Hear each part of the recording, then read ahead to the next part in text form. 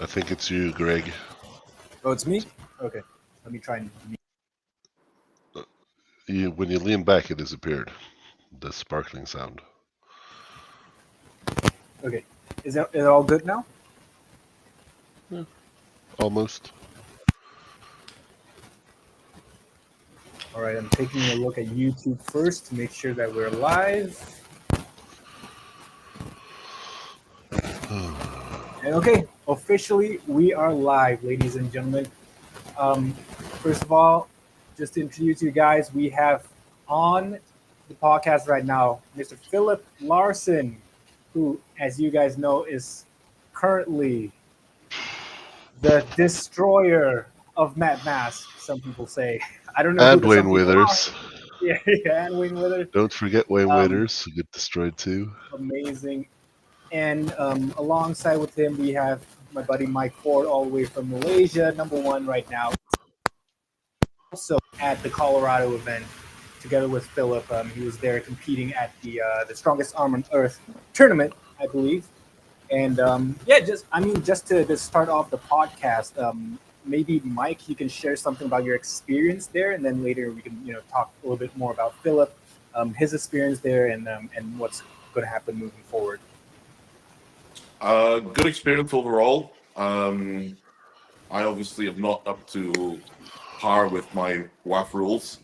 Um, um, so I was a bit shocked at the intentional slip call, and um, but whatever, it is what it is. Um, good level of pullers. Mega Mike, but to pull Mega Mike, um, and Kevin. I can't remember his last name.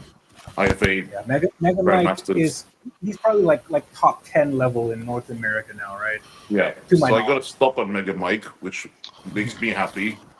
But unfortunately, as I brought it back to standard table, my elbow fouled. So I know I got a fighting chance against Mega Mike. But no, honestly, met Philip for the first time. Oh shit. Greg, there's some issues with your mic. Yeah. Oh, my mic. Yeah.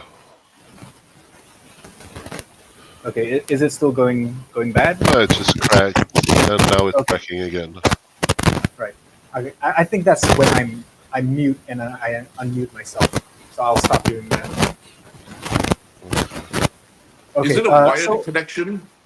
no, It sounds this is a like it. wireless mic. I think Oh, it's scraping against your chest or something, because Yeah, when you yeah. did So that, it I'll was try and perfect. okay. that super Um, hairy chest you have, Greg. yeah, like in this one spot. Oh, look at that! Look at that. I don't have the white man genes like you guys, so unfortunately, this is Half, all I half, have. half, Half half. half of it, half of it. Um, so but tell me, like, did you guys know of each other before this Colorado event? I did. I don't know about Hmm. Philip. Well, I've never met him before, so it's the first time I met him. But Mhm. I was following you on Instagram before Colorado. Yeah, because But I I know never that. never met you before. Yeah, because Philip, I know that we sort of knew each other from online for like a while, since like last year, I think, Yeah. when you were first coming onto the scene, and then you were going up against Brad Grundy, and then for that one, that was when I really caught and caught my eye, because at that point, although Brad was like sort of just coming back, but he was still a very well known guy, and you were posting about it on Reddit, and everyone was really surprised that you could beat Brad like in such a comfortable fashion. And Yeah. that was actually the main reason why I thought that you would have beaten Matt. But just to take a step back, talk to us a little bit about your match going into Matt Mask. Your thoughts before the match, your thoughts after the match. Just your general Mm. feel of it. Well, I pulled Matt Mask in practice the day after I pulled Brad, and I knew then Mm. already that I could crack his wrist, even though that it's training. But that goes both ways. And for someone like me, I never pull hard in training. So I knew that I had more power and I could crack his wrist. The only thing I was worried about is if he was too quick for me to be able to establish what I need to crack his wrist. So the only thing I was a little bit worried about was the speed. But normally, I'm not worried about speed either. I'm worried about strength behind the speed. So, like, if you're really, really fast, but I'm stronger, you're gonna hit yourself out of position. So the only thing that happens, you're gonna get me out here maybe, and from there I'll come back, because I take the position in hand, and you will go for the pin. So I wasn't that worried about Matt Mask at all. I was very comfortable going in. I knew I had advanced way more than he could have possibly done in that time. Just logically, it wouldn't make sense that a guy who has been in it for 20 years. Your mic is cracking again, by the way. Let me try and like not put it here. And just put it here. Still messing around a little bit.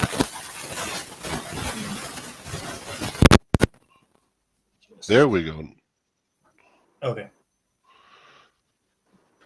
Is that all good? Yeah, Yeah, now it's whatever you did, it perfect. works. So I Okay, think nice. Okay. what's the and then it makes Yeah, a now little I'm sound. having a chest hair.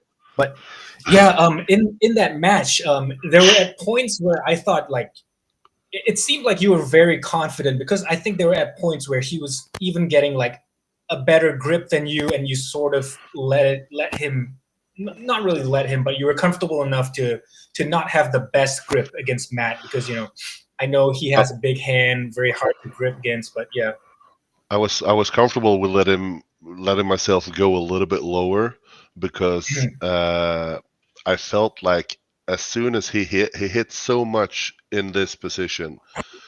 So it yeah, doesn't matter to me if I'm a little bit lower because my first hit is still cutting over. So he is right, pulling himself under. So when he yeah. hits, It looked hits like he was here. cracking himself. You were just staying Yeah, there, and you yeah. let I, him I crack just his own moved wrist. forward a little bit and went up like this. So no pressure on the fingers. Just as soon as he went, I went up and he cracked himself underneath me. So I wasn't really Yeah. worried about the height there that much. I just needed to make sure that I did not get my riser did not get pulled down. And even Okay. if I went a little bit lower, I could still go that way. Right. So Mike, because you were there watching this in person, right? So did you expect that from Philip? Uh, yes and no. I mean, only because Matt is like super experienced, but Hmm. I so I knew Philip was gonna win. I just didn't know how dominantly he was gonna win. And after the first round, I was gonna okay, it's pretty much game over. So, but Right. yeah.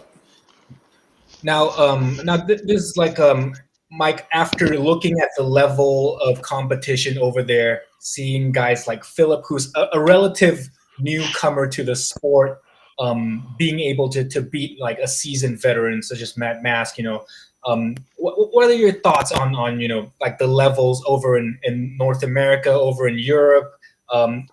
Was this a positive experience for you? Does this give you hope, or is this something that's like, oh man, like what am I gonna do? These guys over here, just Philip coming in a couple of years in the sport, um, dominating the old guys, and what about myself? That kind of thought. Oh no, no, it doesn't throw me off at all. Okay. I need to go to these type of events to gauge where I'm at. Every 6 months or Because so. over here, there's no gauge for you at all. No, because obviously Europe and the States, the talent pool is so deep compared to Asia or Southeast Asia specifically, um, that guys can progress a lot faster than Southeast Asia. I mean, except for the exceptions of like lightweights in Southeast Asia who are pulling supers like myself, they would be able to progress a lot faster. But guys like myself who are the supers, it's very, very hard to gauge and to progress as fast as a lot of the other guys.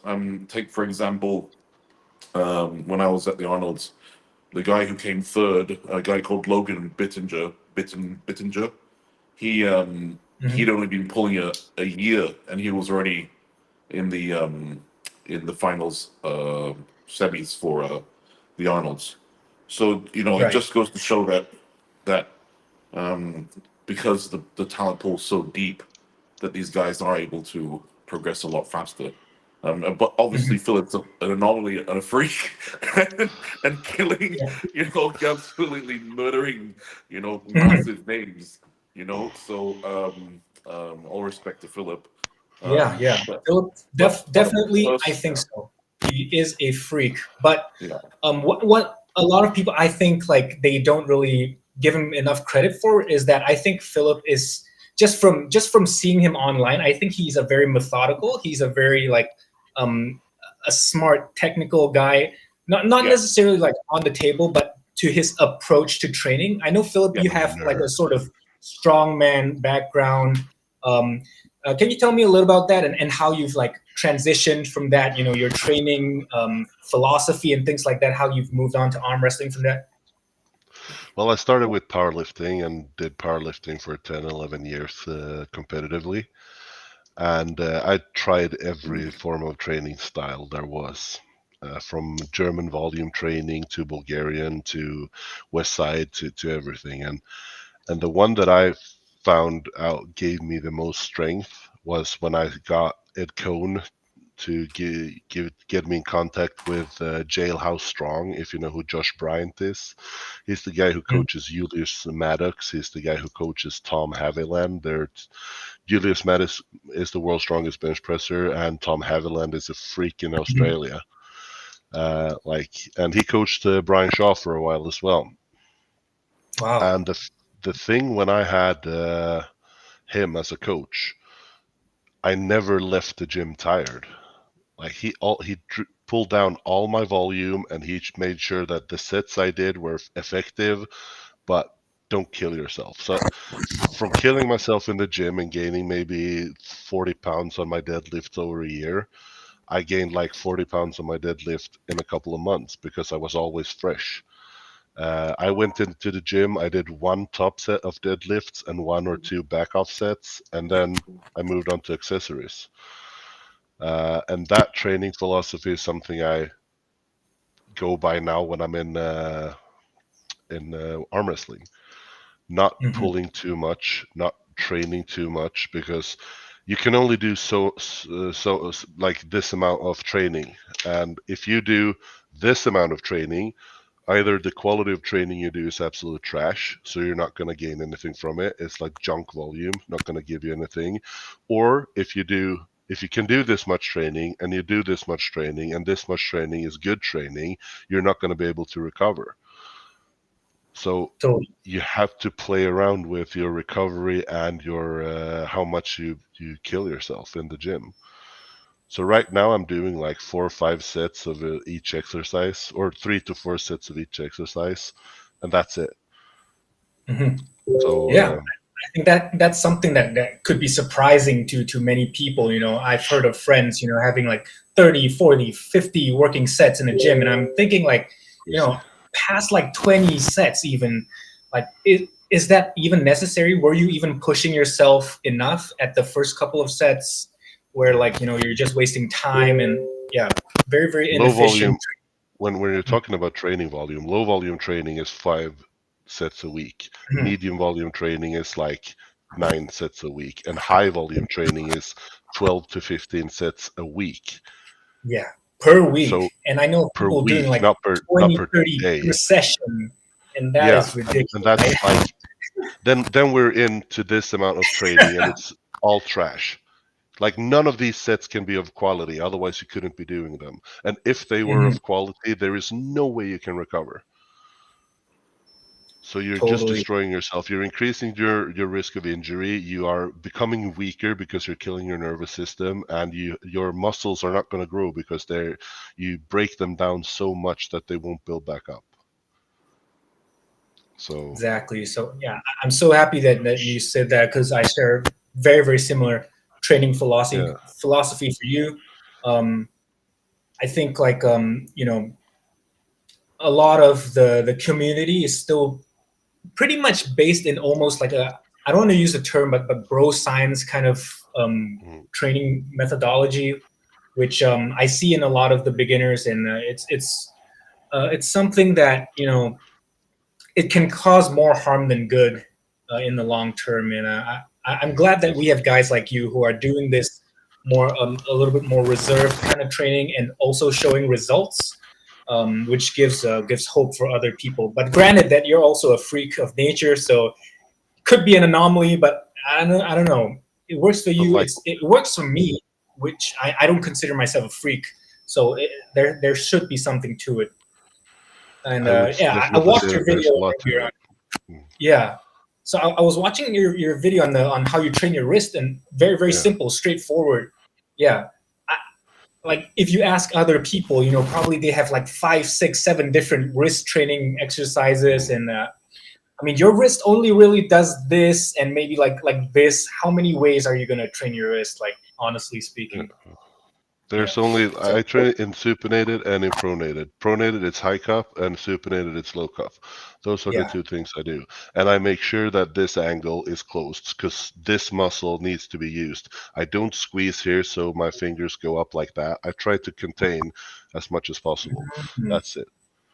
And That's very good. usually like I had this conversation with a guy yesterday and it's like if you do something and you can't explain it, like you can't explain it, it's probably wrong. If you Yeah. can explain why you're doing something, then it's probably right. I think I heard Mike Israetel say something like that as well. Like he likes Yeah, to keep asking like why are you doing this? Why are you doing this? But yeah. yeah, pretty good. As for Mike, do you share a similar training philosophy, or do you do something like completely different? Because I know you have a powerlifting background as well, right? I'm not really familiar with how Mike Israetel trains. I'm not that much. I haven't seen that much of him, to be honest. I know who he is, but I'm not really familiar with exactly how he trains, so I can't comment on that. Yeah, But I would assume if he trains like science based in the sense that there is an explanation to everything he does and so, then I would say it's the same. But I yeah, don't know enough about definitely. him. So most of his advice right now is more catered towards hypertrophy stuff. He used to do some powerlifting things, but I think like Yeah, the base philosophy is still sound. yeah, But yeah. yeah, for Mike Ford, do you have a similar training philosophy? Yeah, pretty much. I find my training is pretty boring, pretty repetitive, pretty simple. I have a lot of young guys always messaging or asking, "Do I need to do this lift, the Devon pronation lift, etc., etc.?" And I'm just and like, no, you just need to focus on a few main ones and make sure you do them well. But yeah, no, I approach it from especially with the programming side, um, high volume 3 months out, power phase, peaking phase, and then showtime. Mm. Awesome. And so yeah, let's move on to talking about the upcoming match. Philip versus Manuel Battaglia. Let's see if I can pull it up on screen here. Philip versus Manuel Battaglia. It's gonna be a screamer, man. That's gonna be a screamer match. He's gonna be screaming because he He, loses 3-0. Let's I'm Will he see. be gonna Okay, slapping his face this is the wrong pre one. or post match? That's the other one. That's what he's famous There for, we right? go. So amazing. I think it was Henry who announced this one. yeah. Amazing. So Henry's yeah, my biggest fan. Yes, he's I I concur. He spoke about you non-stop in the room before bed. a little bit too much, a bit too big Yes. of a fan. But yeah, Philip, before this announcement, or before like the match was set, did you ever hear of Manuel before? Did you know about him? I did. I was actually supposed to pull him in April, I think, or May. this year in at Mm. Arm Havoc, but he pulled out because he went to pull at the Polish event instead with Magda, where he pulled Kucik, Piotr Yeah, Kukic. Sorry about my horrible way of pronouncing his name, but I think it's Kucik. yeah, So he pulled him there instead. He actually beat him. He lost the first round, but then he adjusted and beat him. Apparently, Ed Vinlindberg is my biggest fan, but that's cool. But yeah, that match, when I got offered him to me now, I said sure, absolutely, I'll go. I think he won like Europeans last year or something, hmm or the year before. So it's not a he's number three rank in Italy, which makes me think that I will destroy him fully yeah, and yeah. completely. Because Philip, we you've have, never pulled any tournaments, right? Huh? You've never pulled WAF tournaments, right? Yeah, only in Latvia. Only in Latvia. Of tournament. But Yeah, no world championships, right? no, haven't. Crazy. Nuts. Okay, yeah, yeah. but on that note, yeah, you're mentioning he's number three. So I'm assuming number two is Frank and number one is Yeah, Hermes. yeah, And we have that data point of Frank Lamparelli, right? Because he's pulled exactly. with Matt before, and Yeah, just based on that comparison alone, like on paper, it looks like you're the overwhelming favorite. But yeah.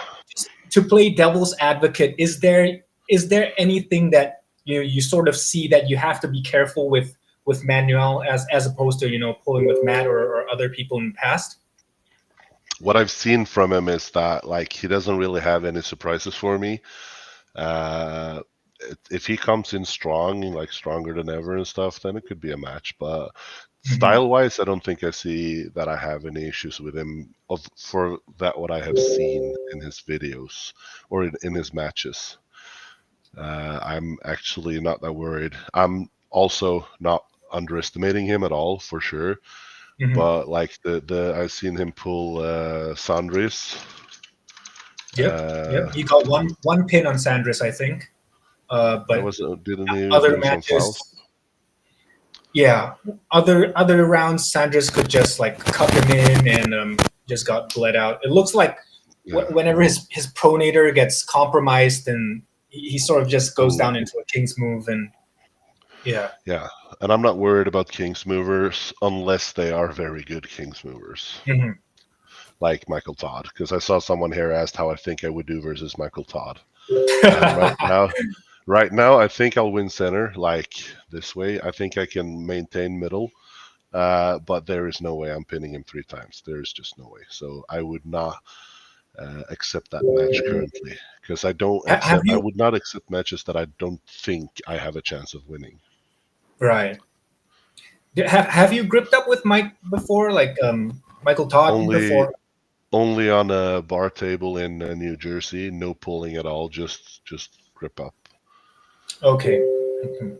Yeah, that's a very sticky style to deal with. Have like historically speaking, in your training or in any other like practice matches or competition, um, what is the sort of style that you have the most problem with? Well, like really fast, hard side pressure hits. Like I have never been pinned that way. Well, I have in a tournament by the Latvian guy Raimonds Antonovits. He Mm. actually just went straight side and he got me out. He didn't pin me, but my forearm touched the pad. So, Oh, but this was before when I didn't really know how to block side pressure in the setup. So I was mostly pulling straight back, which opened up the side really like it was an open door for people who use straight side. Otherwise, like right, flop pressers are a little bit something I can have an issue with, but it's that that door has gone from this to this. So I usually don't have an issue with it today, but I would not like to pull Camille or Jerry. right now because I don't think I would have the balls to put my elbow on the line and actually go where I should go against those guys. Hmm. Camille may be on right because I don't think Camille's right is as good as Yeri's right, but I'd also like to wait with that match until I feel that I'm ready for it. Yeah, totally So understand. So it looks like you've got like you've already like have this sort of general idea of who you may or may not want to pull moving forward. yeah. Let's just assume that you beat Manuel. No disrespect to him, but if you beat him, who is the next person that you'd want to aim for? Well, me personally, I know that like there's a lot of people who want to see me and Richard Boardman, Mm, and like I told Robert and I told everyone else, when the match is offered, I'll accept it. But it's to me, like I think it's more interesting seeing us both go different ways and get beat like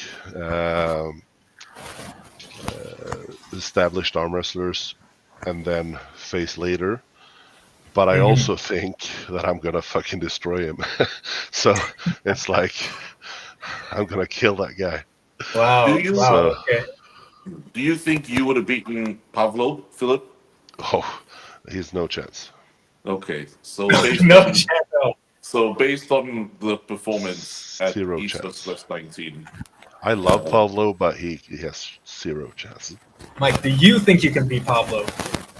no, No. no, no. I'm Oh giving man. myself I'm giving myself another year and a half, 2 years to really become a bit of a freak. So I Right. only started taking arm wrestling seriously only after UAC. So Okay. so I'm quite proud of what I've achieved with what we have in the region so far. So I got to realistically take a step back and not be too naive that it's going to take me Mhm. a bit longer than other people. So I'm giving myself 2 years before I shoot for big things.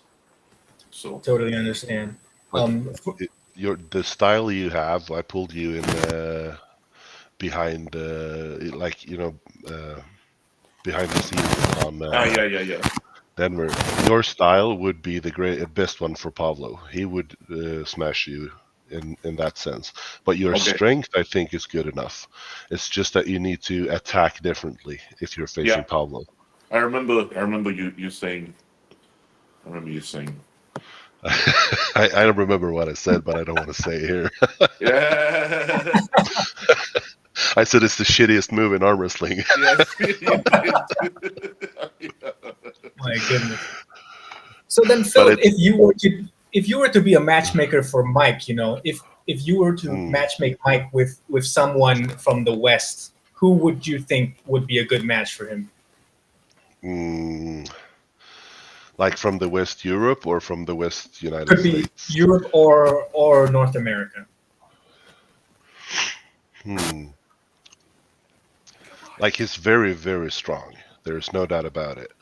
But like I think you would kill most people in Sweden, no doubt. Like most people in Sweden. I think it's only me and Tobias that would have issues with. Uh, Wow. maybe Dennis Söderl would have beat you as well, but I have a hard time believing it. His style is good for you, so Okay. uh, who else do we have here? I think you would do with the Eric Kornvink, the number one guy in Holland or Netherlands. That could be a fucking good match. So you just have to attack a little bit higher than you're doing, and that would be great.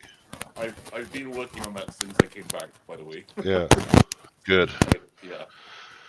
Because the move you did only works if you're a lot stronger, and that's Yeah. why I think has been the issue for you in Malaysia. You have been a lot stronger than everyone.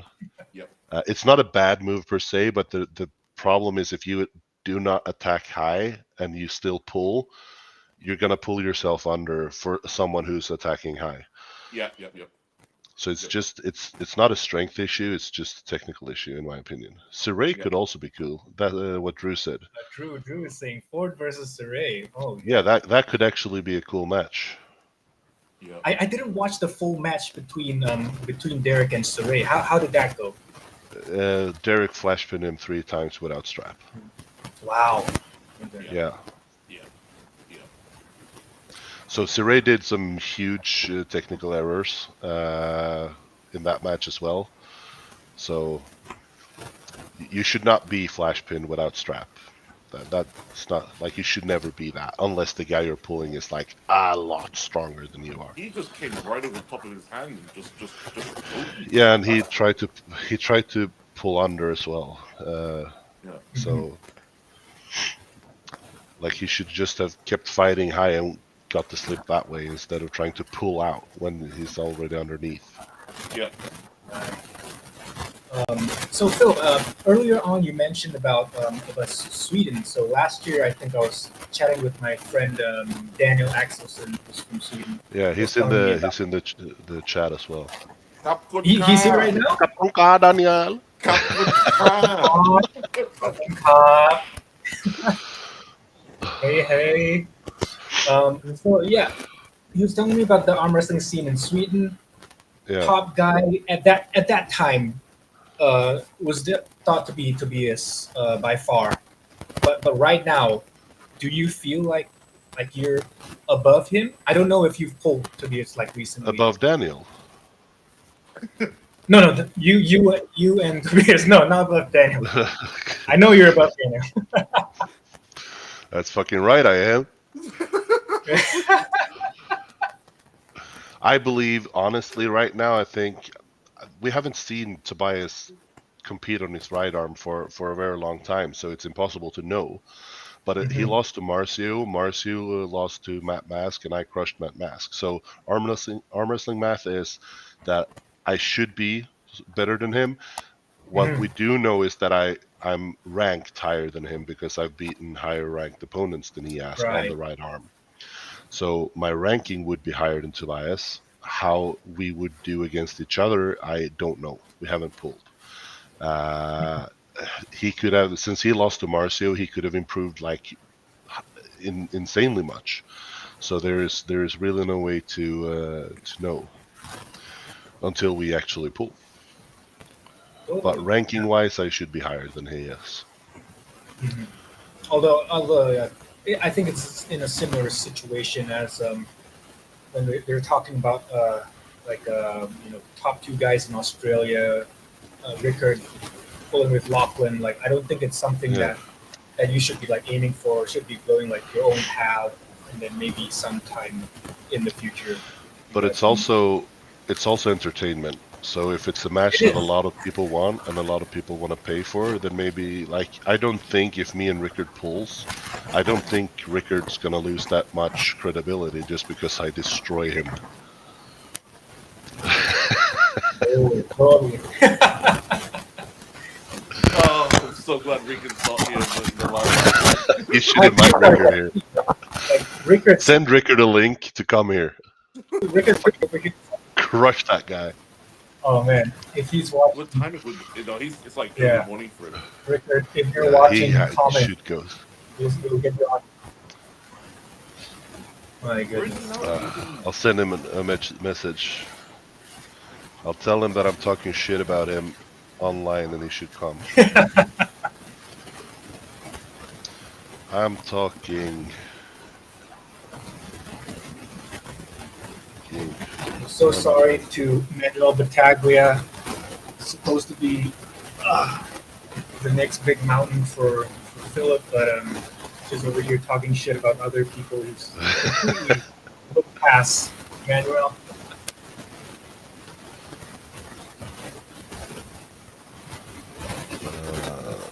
Defend yourself.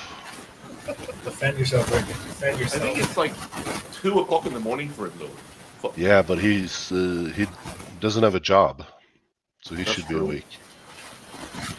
Oh yeah, right. Well, he quit his job. Mike, do you... Oh yeah, right. He's now full-time arm wrestler. Yes. Yeah. So, Imagine like as being a a full time full-time arm wrestler father, for beating Wallace Dilly. but I think that's Ouch! something you could work with. Ouch! God. Oh, Static is back. Uh, Let me see. I think it's hello. the The stage is yours, Philip. I'm just gonna giggle. Let's see the chat a little bit if there's someone Yeah. there now when he's sorting his mic out. Who else? Someone asked me how heavy I am. I'm 380, like 170, 172 kg. wow. That's Uh, big. a fat guy. How about the Very Krdecha very big. match? Yeah, the Protection Krdecha match. match is still in talks. It's kind of confirmed, but it's also like since I fucking hurt my wrist now, I'm a little bit like because Krdecha, me pulling Krdecha would be like a huge fucking step, and I Mhm. would love to be 100% ready for it, or else it's gonna feel like if I come in there with the slight injured wrist. Now it's a lot better now, so I don't think it's gonna be an issue. But then it's like, oh, I don't want to pull someone that high leveled or like because he is in the top 10, and Mhm. I don't care about people talking shit about him just because he's lost a few matches because hasn't lost to bad people. So when you're in the Yeah. top 10, if you're in the top 10 and you lose, I'm think you're fine, man. It's no issue. Philip, are you allowed to talk about the collector match? Yeah, Okay, and that's for end of A that's in little too late for November. that. We're huh? alive. When is that for uh, again? 29th of Yeah. November in Canada. Okay. But the thing, it's also a few other things. Nice. Like I'm having other discussions about matches near that time, and like for me, the Krdecha match is I would love to do it, but I also need to feel 100% because if I Okay, that's don't what I feel was going to get 100%, onto. yeah, My next question is, do you have enough time? Because you pulled a lot these last 2 3 months. Do yeah. you have enough time to get enough training in between as well as rest after the match before you face Kadecha? If Uh, it's confirmed, if it's confirmed. yeah. Well, Mm. it's confirmed as far as if I don't pull out. Like Okay. that's how confirmed it is. Uh, Wow. if I can start training hard in a few days and when the wrist feels better, like completely 100%, then I think I will be very good when it's time for Battaglia. And I don't think that, but I won't do an after pulling after Battaglia just to make sure that I can go back to Mhm. training instantly. I'm not overlooking Battaglia. It's just that I believe, and my thing with training is like manifestation. You got to manifest. You got to see yourself winning, and Mhm. you shouldn't really doubt yourself going into a match. When you go up and you grab that hand, you know it's yours. Like you have to be like that. Even though reality might be different, you still have to have that state of mind that you're gonna fucking rip this guy's arm off. Yep. Uh, so then I could probably go back to training within a week after Switzerland and train try to get in like a second peak in 2 weeks and then have the rest period before the Krdecha match. And then I think I would be good enough to to do well. Maybe not win, but I mean, I'm not gonna say no to matches that I don't know for 100% I'll win. I'll win. I just don't want to take matches that I know to 100% that I'll lose. Yep. Mhm. Yeah. I mean, So even if you don't win, if you get like a good stop on him, that already yeah, means you're within shot of like the top 10 level. It's a good yeah, gauge for you as well. yeah. And like, wow. So there are ups and downs with pulling that, but I mean, so far I've been walking through everyone quite easily. So I'd like to have a challenge. Like for me personally, I would like to challenge myself, and one that I think that would be good to do against is Krdecha. I agree. because he's a top roller too, and it would be a fight for the hand, and it would be a fight for one of the best hands in the world, like one of the top 10 best hands in the world. And Kadecha doesn't have a problem flop pressing either. Right-handed, he's not that quick with the shoulder as he is on left. Okay. So I'm just pulling up on the screen right now. Yeah. Battaglia versus Cardecia. A little bit Yeah. of history But that's a completely since we different are on Kadech. this topic. Yeah, and that completely different Cardecia was already destroying your Yeah. 2B opponent soon. Yeah. So yeah, we can imagine like the level difference that he is at right now. Yeah. So it's going to But be I also a believe huge step. Battaglia is stronger now than he was there. I would hope so. Maybe. I mean, from what I've heard, that guy doesn't even like train properly. I'm not sure. Just from what I've heard, he's Battaglia? just this farmer guy tossing hay bales, and I don't know. There's like music video of him singing with girls in bikinis and stuff like that. I don't know what his training regime is. Well, sounds like a good training regime. Yeah, that sounds great, man. If I could be as strong as him doing that, I'll be doing it all day. Yeah. But he has issues with like he has issues with Frank Battaglia. No, not Battaglia. Frank Lamparelli. Mm-hmm. So or he can't beat Frank. So and I think I would destroy Frank. So it's like I believe that I'll have this match quite easily, but we'll see. You think you would destroy Frank? Like it wouldn't even be Yeah, close, or do you think yeah, like it's wow? Okay, pretty much not even so close. that's wow. Okay, so I think that's a I'll take very his big hand. stake. Yeah, but I think I'll Mm, take his hand, and then I don't think he will win the hand. And if he doesn't win the hand, he's not that strong. Same with me. If I don't win the hand, I'm not that strong. But I think I'll take his hand because right. if you look at the match between him and Matt Mask, like it's he wasn't that overpowering of Matt. So Yeah, I mean, he didn't pin Matt very easily, but I know he took Matt's hand pretty easily. He just couldn't finish, yeah, right? Yeah, so he so seems to be one of those that guys means with his like really strong hand, but just no side pressure. yeah, mostly because he's probably overpronated. So you lose a lot of side Mm-hmm. pressure when you're overpronated, but if you can get this position instead of this position, you have so much more finishing power. Right, And if you have to right. go Like so almost far like 45 outside, if you degrees. have to go so far outside to crack a wrist, then you're kind of like blowing all your eggs in one basket. So that's why I try to contain more this way than that way, because then I can Mm-hmm. finish a lot easier. You can get access to more power. Battaglia does push-ups, someone says. Well, Battaglia does push-ups. Yeah, yeah. That's what I've heard from some of the Italians as well. That all he does is like push-ups for back pressure for some oh, reason, for back pressure. and Okay. yeah, for back Mm. pressure. And Frank is like trains like 2 times a week, maybe 3 times Mm. if he has the time.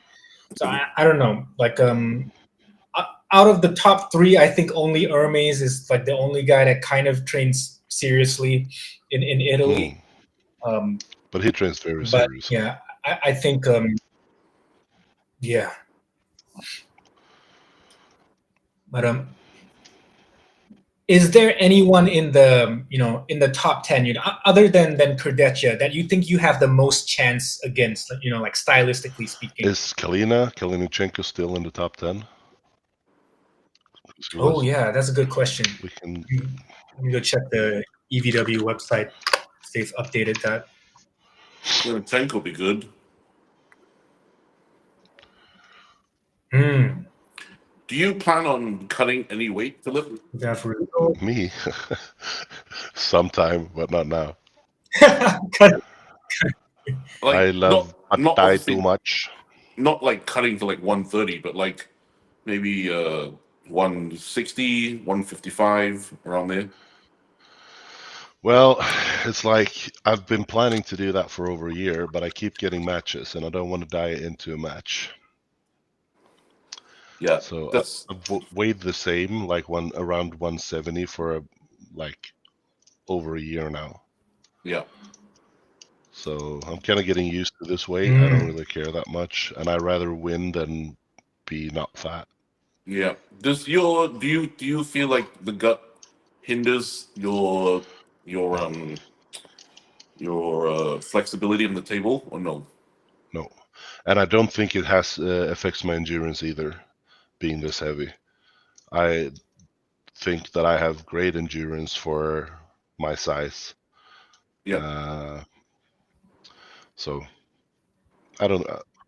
Yeah, that's something I want to sort of ask you about, because there's a lot of like people that have this impression that just because you're a little bit fat, you're a little bit overweight, that you won't have endurance on the table. But that never really made sense to me, because I would think that that's a different kind of Yeah. endurance. That's like a cardiovascular kind of thing, not like a strength kind of And endurance. my cardiovascular is quite good. I just breathe heavy because I'm heavy. So I'm gonna do in about. Mm. I think I'm gonna do in 2 weeks. I'm gonna go for a run, like 25-minute or 27-minute 5K, just to show that I'm not fucking. I'm not just sitting down all the time. I'm actually an athlete. I can actually do other things. So, because I've run, In a couple of years, your knees are not going to be I did happy, man. a 10K when I weighed 145 kg, in less than an hour, 58 minutes Wow. when I weighed Holy 145. smokes. Wow. So it's Mike, I think you should try. You should maybe consider that Yeah. as for him, well. it's twice the amounts of steps for Mike to Yeah. run a 10K. Exactly. And in this heat and humidity as My well. goodness. Oh God. Ugh, No horrible. thanks. Mm. Oh, Yeah, Battaglia is a top roller. Battaglia. Yeah, Battaglia. A lot of arm wrestling endurance comes from the position you establish over your Yeah, opponent. So this is what Lagia has yeah, just said. So the I agree. efficiency, I getting into agree. more efficient. In many ways, like if you establish a more efficient position, you will burn less energy. If you start up in a setup like this and you have to pronate all your way around someone's wrist instead of just cutting over it, then you're going to be spending your Mhm, pronation is going to be so burnt out from that one move instead of just cutting straight over. And of course, not everyone mhm. can cut straight over because they don't have the leverages for it. But there's always like, if you choose the path with least resistance, you will have more endurance at the end of the fight. You will have more energy in reserve.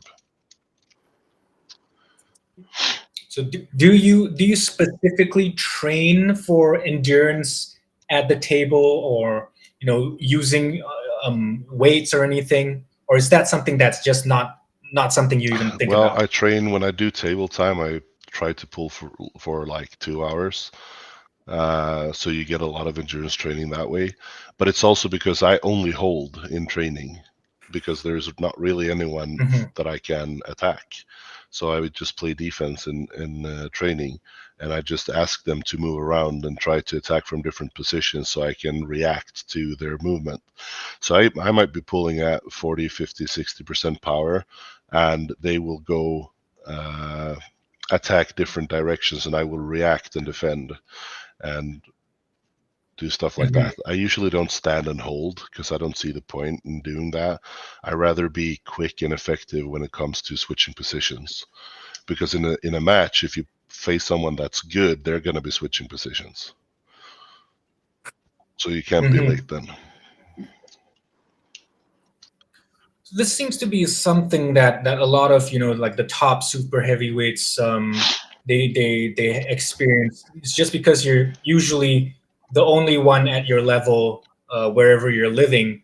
You don't really get the chance to train offensive arm wrestling. It's mostly just holding, that kind of Yeah. stuff. Do you feel like that affects you at the table in any way, because you don't get to train the attack? Not really. I know what to do and so it's like results speak for themselves. I don't have issues in competition.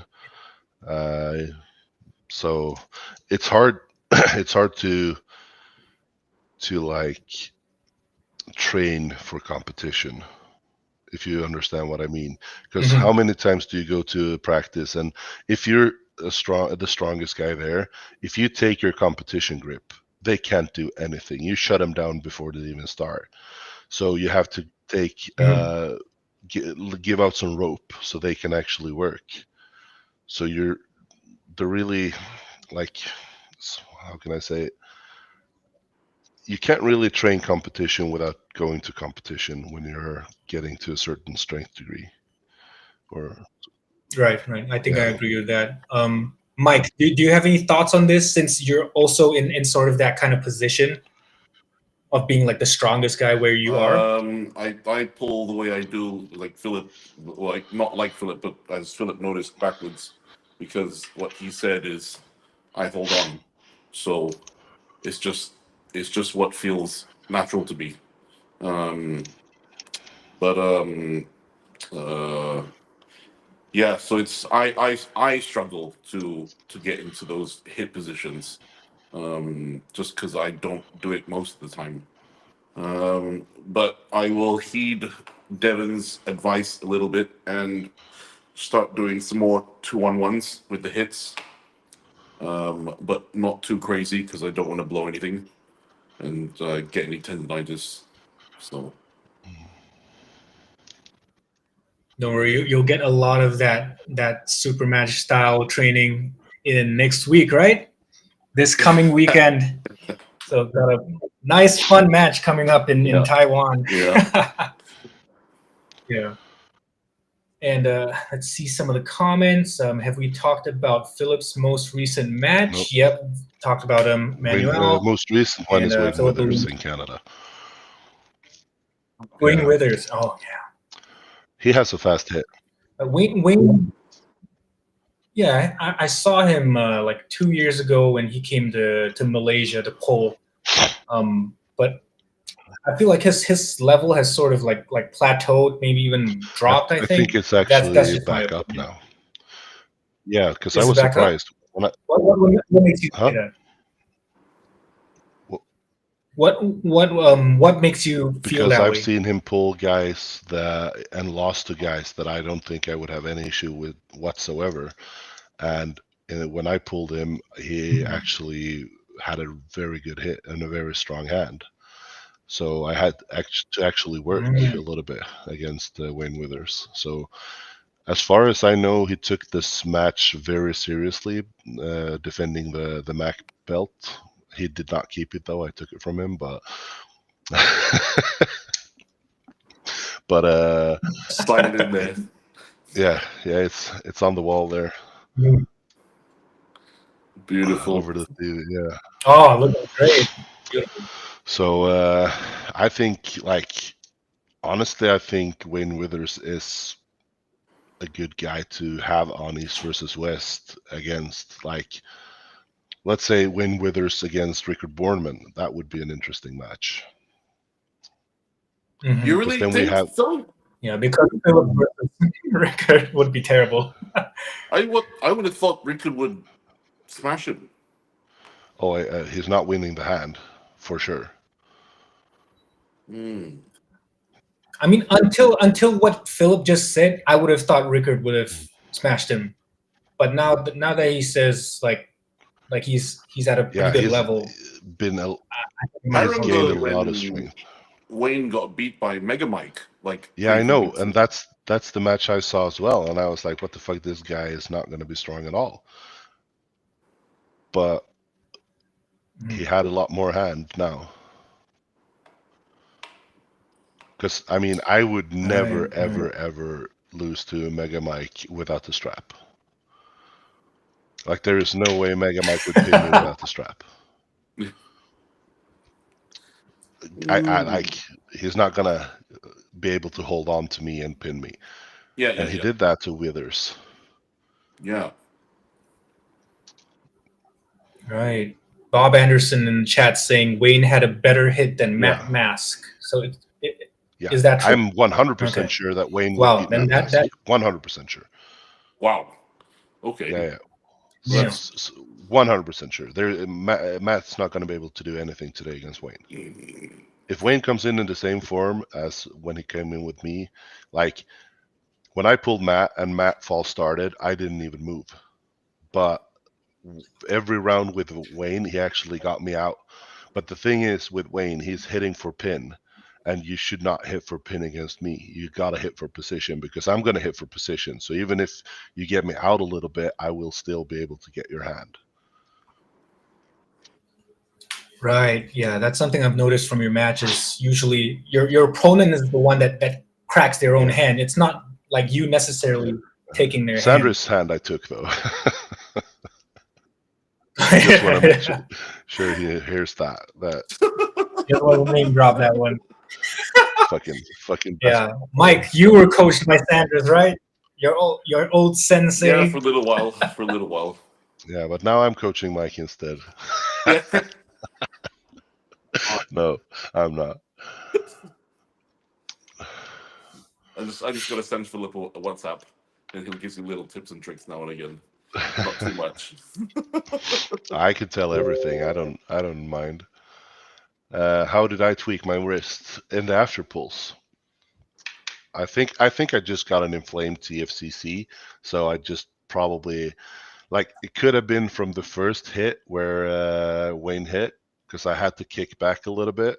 When I came out here, I went to kick back when I cracked his wrist there. So Hmm. it could either been from there or just from after pulling for too long because it's like I got inflamed on the TFCC here and but now when I've taken anti-inflammatory, I don't even have pain anymore. So I I, I don't think it's injured at all. I think it's just a little bit inflamed. Speaking of injuries, did you have any other sort of like long-term injuries or serious injuries before? I know like it's pretty commonplace for arm wrestlers, but I'm not sure if you have I've a lot of that I've been in in your surgery past. 10 times, so I've had a lot of injuries. I had Wow. tore my pec, so I tore it 3 times, and I have had surgery twice.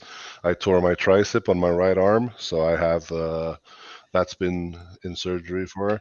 I have a chest surgery here as well. I have knee surgery, both feet. I have had surgeries on for injuries, so I've had a lot of injuries. That's why I'm in arm wrestling now. Wow. That makes sense. But That it's makes not only sense. training related. But having those like It's motorcycle accidents. It's other kinds of okay, accidents as so well. So not okay.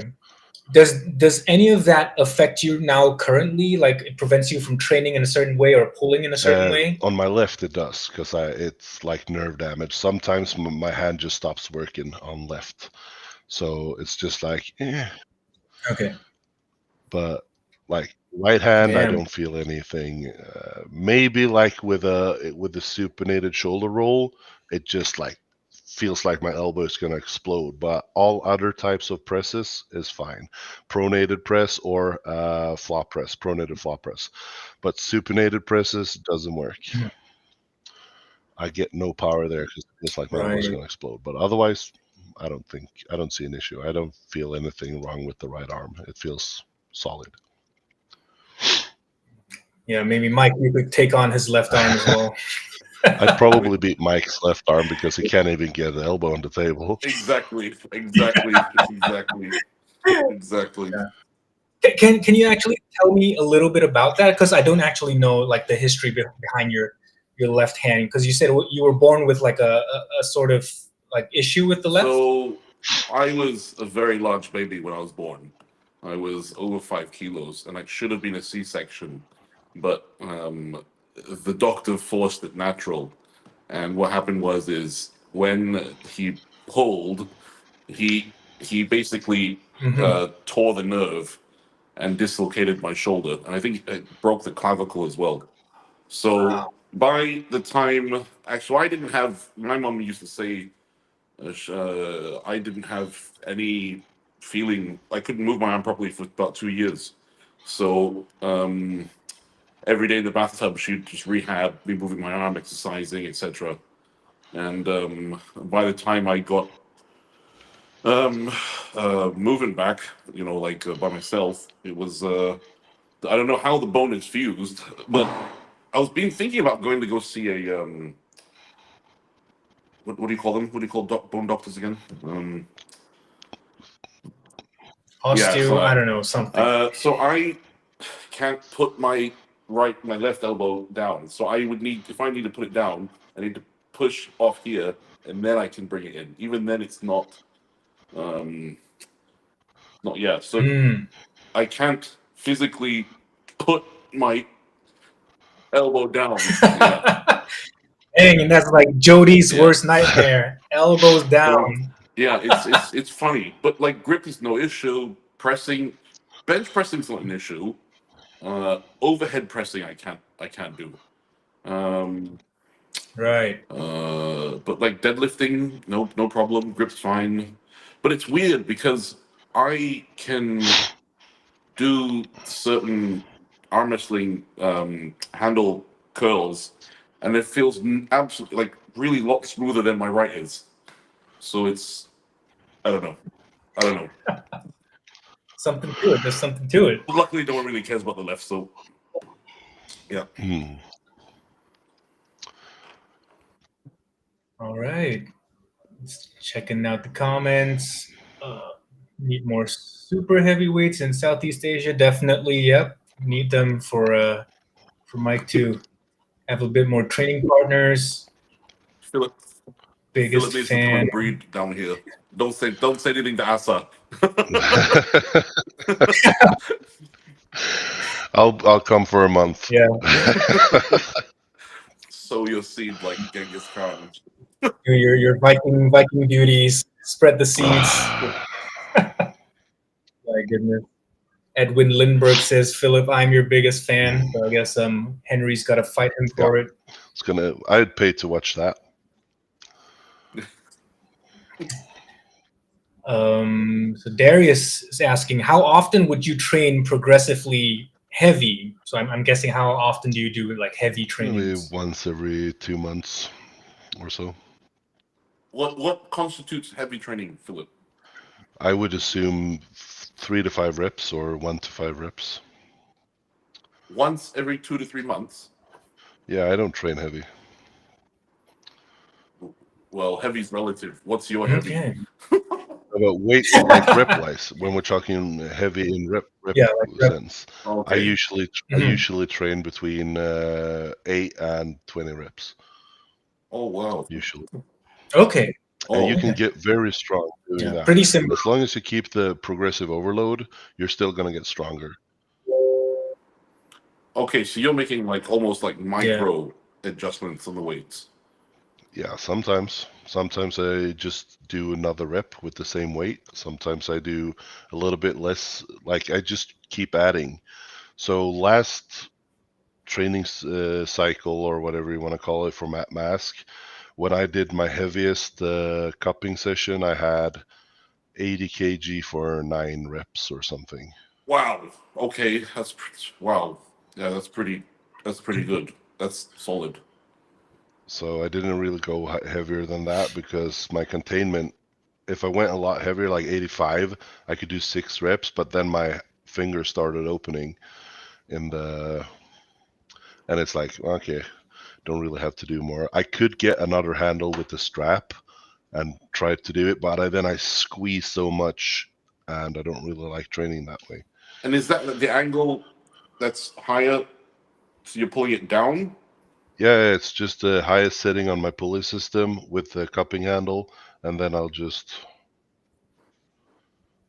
It's the one you showed Yeah, in your video yeah. today, right? The one you just uploaded. Yeah.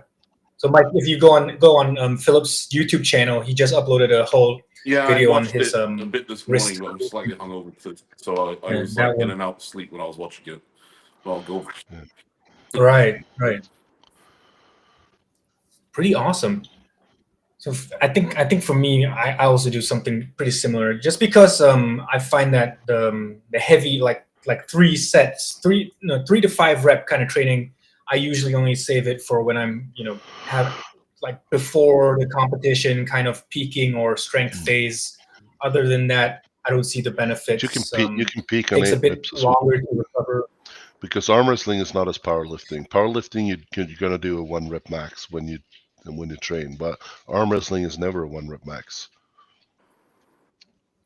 Yeah, but still, I believe in the neuromuscular aspect of going like 3 to 5 reps, getting your body used to that sort of explosiveness, high, high power kind of movement. Once I start to go like 8 to 10, I start to lose that a little But bit. don't you have, when you're But doing I don't 10 reps, isn't know. your last 3 reps as heavy as the first 3 if you do a 3 rep set? In a different sort of way. In a different sort of way, Because what I notice like for me, if I try to do a 3 rep set or a 1 rep max, I will probably try so hard to lift it that I will break down form. I will cheat in a way that I would probably change something, maybe grip it a lot harder than I should. And then it kind of defeats the purpose for me. And in arm wrestling, let's say for cupping, it's very, if you can cup Mhm. someone in like this, you shouldn't even be arm wrestling them in the first place because it's Yeah, not yeah. gonna happen. What you need to do when you're in a match against someone is you have to maintain a little bit of a cup. We're talking maybe this much, and then if you want more cup, you move into position to get more cup. Then you climb, you use back Mhm. pressure from there. So it's never really a 1 rep max in arm wrestling ever. Do you understand what I mean? Yeah, but I get what you mean. The thing is with like for me, this might not be for every single type of lift, but for certain types of lifts, at least, you know, getting to that last couple of reps on, let's say, a 10 or a 15 rep 15 is too set. many reps You though. know, in terms, Not yeah, for volume in training, terms but of for like, strength. I mean, yeah. yeah, like it like theoretically it's supposed to feel the same, in terms of proximity to failure, that sort of exertion. But like I think the type of like explosiveness of going from 0 to 100 kind of thing, that's sort of the thing that's a little bit missing, which is why I still have blocks of training where I do like 5 rep type of training. Five I do also. Some for some, Would yeah, that be more like back pressure some stuff? lifts. Back pressure stuff is something I can do Yeah. doubles with also, but it's Mhm. I The smaller muscle group ones, I tend to have a bit higher. Yeah. but it's But very for rarely like, doing doubles. Like back pressure wise, it's usually triples and fives, even in like throughout the year. But sometimes I do 8 reps, sometimes I do 12, or I usually start with 12 and then I do 10, 8, 6, 5, maybe 4, 3. Then I go back to 12 at a higher weight. I never go down right, to a single. Okay. Only times I do that is if I feel like I want to test a new max, but I don't really see the point in doing it. Like it's just because you of psyche things. Like mentally, you wanna know that you did a PR. But if you can do like 65 kg back pressure for 5 reps, and last time you could only do it for 3, you're stronger. So you don't really need to check your 1 rep max. Yeah. Mhm. For sure, for sure. Do you do something like that, Mike? Do you like have mostly heavier training, lighter training? Yeah. But only for specific lifts. Only for very specific lifts. But yeah, no, I agree. I agree fully with what Philip says. Mhm. It's only for some lifts where it start to go like the more than 10, then like things like lactic acid start to come in, and that sort of messes things up a little bit. And yeah, but it's usually for very specific things, like maybe like some flat handle training or whatever. But usually when you do 10 plus reps, it's because you want to grow your arms. You want to be able to get more Mhm. muscle mass to recruit when you train your strength blocks. Yeah. Oh, we've got a question from Darius. Mhm. Would you say you've also adopted similar training as what Devon preaches? with good form, not overworking Well, yourself. if that's what he's preaching, then yes. But that's Yeah. not usually what he's preaching, in my opinion. Like, especially not when it comes to his training, like weight training. His weight training is very different. But it's like he does 17, 18 reps singles every day time he trains in the gym. He did before. Now he's only doing table time. And I can see I think I see more value really in doing table time more often, as long as you can mitigate your the fatigue. If you can keep recovering, then I think it's a good idea. But for me, I couldn't do 7 days a week or 5 days a week table training. It will fuck me up too bad. So, and also I see a lot of use in actual range of motion work. So cupping, it doesn't have to be full range of motion, but some range of motion work just to strengthen the muscles itself. Mhm. And it's Yeah. so So hard. there. It's so hard when you're not the strongest guy to be able to get good tables training. Like if you're a guy that's in the middle of the pack, you're gonna be going against the weak dudes and you're gonna try and destroy them because you need your mojo back from when you go to against the stronger guys who destroy you. And they rip you open and then you go pull with the weaker guys and you rip them open and all of a sudden you've pulled 10 guys and you got no good training at all. So Totally.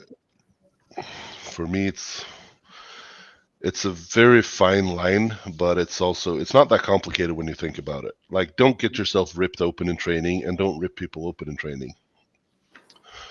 If you do that, you're going to be get a lot stronger.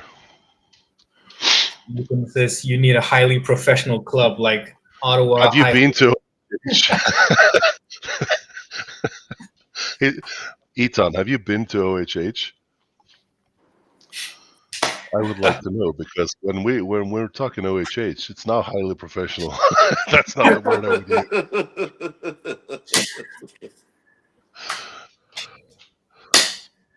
if Yeah, I saw the videos. I saw the videos. OHH is highly entertaining though, and it's great fun, Definitely. but I would not call it highly professional though. if it was like how it was with the Canadians outside the hotel in Colorado, then yes, I believe it's highly entertaining. Yeah, it's highly entertaining for sure. Highly, yes. Yeah, very highly. Yeah, I think Darius, you're probably like confusing. Like when Devon was preaching, he does multiple singles, but he doesn't go to failure. It's not the same kind of training as what Filip is talking about. Like, I'm usually doing every single set to failure or very close to failure, mhm. but I don't do that many sets, so I don't get beat up that much. So I usually do 3 to 4 Yeah, sets to failure or close to Philip, quality sets. Yeah. I'm trying to. It's been bugging me, not bugging me, but I'm just being trying to. When you mentioned that you're talking other matches, I'm just trying to think of which other promotions there are that would that want you around. What kind of promotions that are Like I'm around? just thinking. I'm just trying to think. Apart from November, end of November, and East versus West. Oh, would it be Lion Academy or what are they No, called? I've only been talking to the Global Elite and Major Arm Wrestling Championships and East versus West. Those are the only three I've been talking to. mhm. Also Monster Factory, but that one clashed with dates, so that's not going to happen this time. Okay. Oh, Monster Factory still around? Oh wow, Yeah, I didn't we're going to have realize. a so, Awesome, awesome. but it's like where I am now. I think that it would make most sense. Armors as well, of course. Armors is also there. Mhm. But for me right now, I think it would make most sense to prioritize East versus West, Oh, uh, totally. because they are the best league, and if I can get matches there, that would benefit me more. I think Totally. you're Uh, doing the right thing with YouTube and whatnot. Not, you're also very good. You're very natural on camera, which I'm a is what beautiful I've. man. You are a beautiful. Yeah, beautiful man. He's a beautiful man. Yeah. um, And what at speaking what about, point? At what point do you? Because you're traveling a lot. Are Yeah, you? I know you're not self-employed. You have an employer, right? yeah. So mm, at what point does this start becoming an issue for you work-wise? Well, as far as we've been talking to them about, it's as long since I work so much. I work like 14 hours every day, 12 to 14 hours every day, Monday to Friday. wow. So they don't have an issue with me not working when I'm away for stuff like this, because I still have so much overtime that I can use as free time. Okay, So, and they say like, since we all work so much, it's as long as it doesn't clash like with a huge project, then we're gonna get time off. And okay, also, it's one of the biggest companies in Denmark, and it's one of the biggest crane companies in the world where I work. So, they have a lot of people that they can replace me with when I'm away. okay. So do you work in Denmark? Yeah, I work in Denmark. Oh, so same as Daniel Axelson. So you commute from Sweden to Yeah, Denmark. Okay. I have a apartment in Denmark as well. This is my apartment in Sweden, and I have a. Right. It's not really an apartment; it's just a room. I have a TV. I have a like a closet and stuff, but there is no kitchen. There's no bathroom. Those are like no, they're just it's just outside the door though. Like, Bare but basics. it's shared with all the other workers that are staying in those rooms. So we Okay. each have our own room, but it's like so it's kind of like an hotel, but with the toilet being in the hallway and the shower being in the hallway, and we have a Okay. kitchen Like on a the like a floor. dormitory. Yeah. Yeah, kind of like a dormitory. So Yeah. communal So areas. yeah, Awesome. Yeah. When Daniel was telling me about that, it completely blew my mind because he was saying it's like a 2 or 3 hour drive all the way to Denmark every day, come back late at night, and I don't know does how he you guys drive? find time. Does he drive every day? Yeah, he says he drives in the morning every single day, goes there, comes back. So I don't know how he does That dude is fucking dumb as hell. it. Fucking 6 hour without pay in car every day. Fuck that shit. Crazy, Dumb yeah. as hell. So Philip, do you have like a what's the word I'm looking for? Not a dream, I guess. I guess dream. A goal to take YouTube full time That would be and amazing if that could be if I could manage to do that and not be working in construction with as rigging. That would be great. Like not being able, not having to wake up at 4 or 5 a.m. every morning, or sometimes 3 a.m. depending on where I'm working. I would love that. That would be great. So if I can manage to do that and I can get enough money to sustain my or just like have my life, I would definitely quit working and just do that. Nice. well, Do you best of luck foresee? to you, man. Yeah, totally. Good luck. Do you see that being a possibility within the next, let's say, maybe 3 to 5 years? Possibly, you never know. Like I'm gonna keep making videos, and we'll see if something sticks and people want to Hmm. watch it. If I do this for a year or two and I only get 400 or 500 views, maybe I'll stop because maybe it's not worth it. But we'll see. Hmm. I just saw Daniel's Oh, okay. Yeah, Daniel's Daniel comment. has corrected me. Not as yeah, dumb. Yeah, Daniel dumb as has hell. It's Daniel not has bad though. two wives. He has one wife over there in Denmark and one in Sweden. Yeah, and they don't know about each other. My But goodness. just And just to touch on your YouTube, Philip. I think with your bluntness in how you always say you're gonna smash people and fucking kill people and no, he's got no chance. I think people like that. It's very entertaining, and I think you'll grow a lot faster than a lot of the I'll other only guys. do that until I get beaten. Then I'll Yeah. be a very nice Yeah. guy from then on. It feels real. It doesn't feel like you're forcing it. Like you Yeah. do believe that you can beat them and that you're gonna smash them. Some of the other like athletes who are trying to be like showmen or whatever, it does come off as inauthentic. But what I like about you is that it's very authentic. Yeah. But I also know that I will have no chance against Sharon Remes, the guy, 62-year-old guy.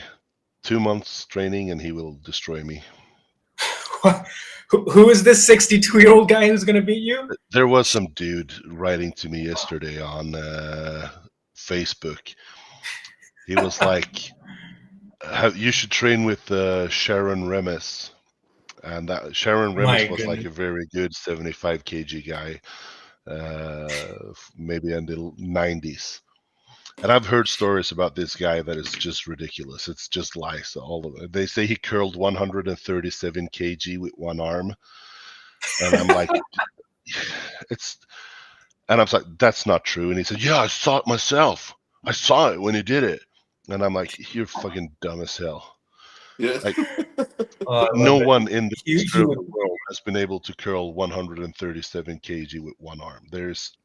Has never been that guy. Yeah. I He said, would I love to. saw him do it. I promise you he did. And I felt him. You have no chance. And I'm like, you've never felt me. How the fuck can you even compare? Like, I you don't could even know feel who Mike. these people are. You could These are feel even Magic real Mike, and people. you can feel the difference between him and Levon. There's like, if you're weak, you don't know the difference between Levon and Giannis Amolins. Like, they will Mhm. feel the same to you. They will be able to stonewall you, Yeah. and that's it. So I don't really understand where some of these people get their like how they're thinking. Like, no, he would destroy you. Okay, Yeah. what do you base that on? Yeah. Oh And yes. so I've got one last question. This is my probably like a side question for you, Philip, because I don't want to keep you on for too long. On Oh, I that topic. enjoy this, so I'm all good. Oh yeah, I'm loving this too. But just based on what you saw at the strongest man on earth, having Yeah. a sort of strongman background yourself, and looking at the strongmen who are coming into arm wrestling, looking at Mm. all of them who competed, who do you think has the most potential to do well in arm wrestling? Potential. Like I see it like this, Robert Burst, I think will be the best guy, the fastest. I Mm, think he has the potential because he has the size and everything, but so does Brian. Brian also have the potential, but if you look at how long Brian has been doing it and how long Robert Oberst has been doing it, Robert Oberst's movements looks more natural. yes. Then he made a lot of mistakes, like holding on to Eddie and not attacking and very open. Like there were so many lanes against Eddie that were completely opened, but he held on to his thing because that's the only thing he knew, and he managed to crack himself. So he just made mistakes, but I don't think that Robert is a dumb guy. Like I think he's a Mm, very smart guy. The possibilities for him to be uh, very good very quickly are there. I do believe that he will be, and he seems to take it very seriously now. So yeah, that's the thing. That's the thing. Like just like having the genetic potential is one mm, thing, but like having that mindset to want to stick to something for a longer time, especially yeah, for this kind of sport, you know. And I think it was like today or yesterday he was saying that he's really serious about arm wrestling, right? Like oh he yeah. wants to be the best guy. So very And I scary. think like you can never tell what where the ceiling will be for a guy. Like, but I think he will be very dangerous in a year or two.